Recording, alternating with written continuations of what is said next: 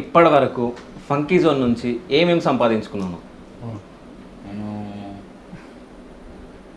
ఒక చెప్పురా చెప్పురా జాబ్ అనుకున్నా అన్న, ఫంకీ జోన్ పైసలు దొరక అంతే. ఓకే, అంతేనా? ఇంకేం లేదా? అంతే, ఏం లేదు. ఎంత జాగాకి? 14 lakhs. 14 lakhs.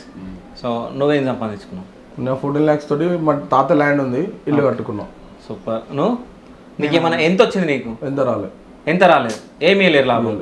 ఎందుకు వేయలేరు అంటే మేము తీసుకుంది 1.5-2 years బ్యాక్ తీసుకున్నాం అన్న. ఓకే. నెక్స్ట్ మా లాభాలన్నీ మేము ఇవ్వాలని తీసుకోలేదు. ఓకే. ఆ లాభాలతోటి 2-3-4 దానికి ఇన్వెస్ట్ చేసుకుని వచ్చినాం. మేము షాప్ పెట్టినాక తీసుకుంది మేము. అంటే అప్పుడు ఉన్నాడు ఫ్రెండ్, అప్పుడు ఒక క్లోజ్నెస్ ఉన్నాడు, అప్పుడు ఉన్నాడు. అప్పుడు ఉన్నప్పుడు మేము ఇద్దరం ఒక దసరా డబ్బులు తీసుకున్నాం.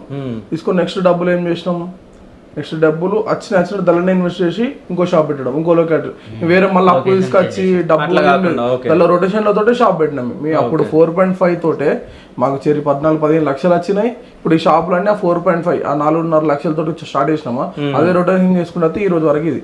ఓకే. అయితే సూపర్ చేసిరు. సో అబ్బాయికి వేయలేరు కదా, అబ్బాయి ఫీల్ కాలేడా? లేదన్న ఫీల్ కాదు. అంటే మేము పంచుకునే దాకా రాలి ఇప్పటి వరకు.